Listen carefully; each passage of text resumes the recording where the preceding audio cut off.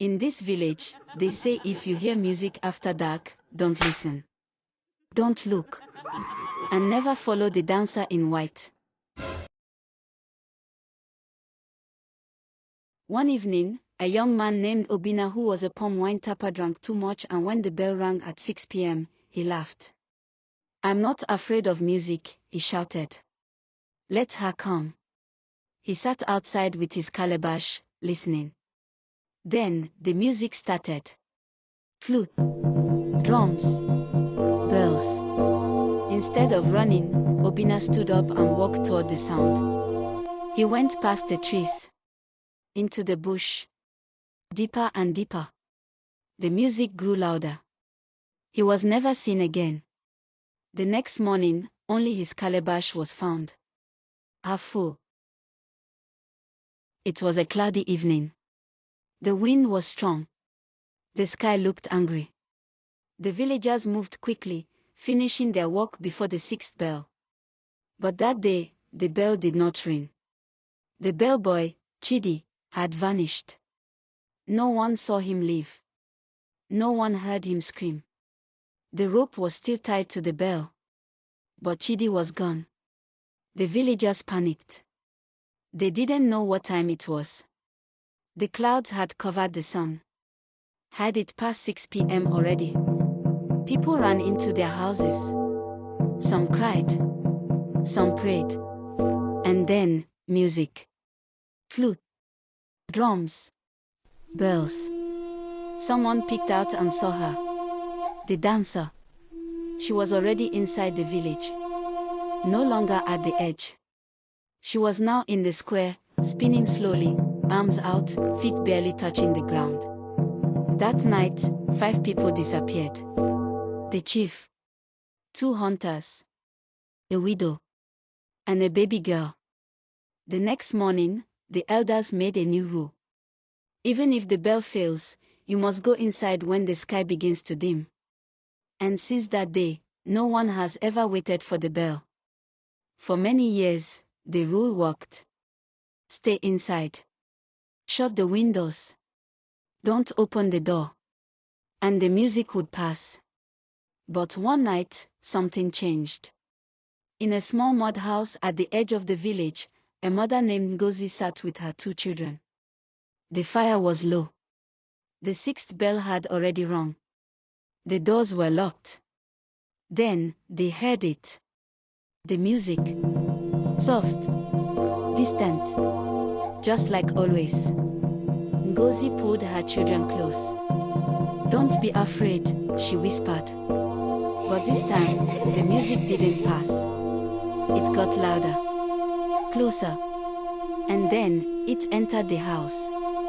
There was no one outside. No door had opened. But the music was inside. Clear. Echoing off the walls. The children began to cry. Ngozi stood up. "Go into the bedroom," she shouted. She ran to the door, but it wouldn't open. The flute grew sharper. The drums faster. And the bells, right behind her. She turned slowly. In the corner of the room stood the dancer.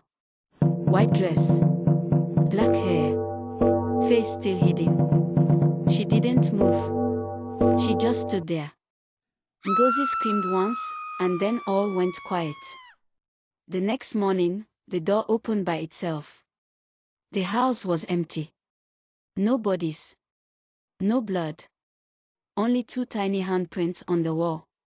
And one line written in ashes. "You closed the door, but you let me in." Her name was Ifeoma. She was only 9. Quiet. Small. Often alone. She had heard the stories. She had obeyed the rules. But one day, she asked her mother, if no one speaks to her, how will she stop dancing? Her mother gave no answer, just fear in her eyes. That night, Ifeoma could not sleep. The stories hurt her heart. She didn't see a monster. She saw a woman who was once happy, then left alone in pain. So she did something no one ever dared. When the bell rang at 6, she stood by the door. And when the music came, she opened it just a little. And then, she stepped outside. People screamed from their windows, begging her to return. But Ifeoma walked slowly to the square. She held a white cloth in her hand, just like the dancer used to wear. And then, she danced. Not fast, not proud, but gentle, soft, like someone saying, I see you. I remember. The music stopped. The wind stopped. And in the middle of the square, the dancer appeared. For the first time, she didn't float. She didn't twist. She just stood still and watched. Then slowly, she raised her arms and danced too. The two of them danced together. The girl and the ghost. The living and the forgotten. And when they finished, the dancer stepped back. She placed her hand on Ifeoma's head. Then she turned to the forest. And vanished. Forever. Years passed. The bell in Umuogo is now rusty. It hasn't rung in many seasons. People walk at night again. Children play under the moon. The music no longer comes. The dancer no longer returns. But in the center of the village stands a statue.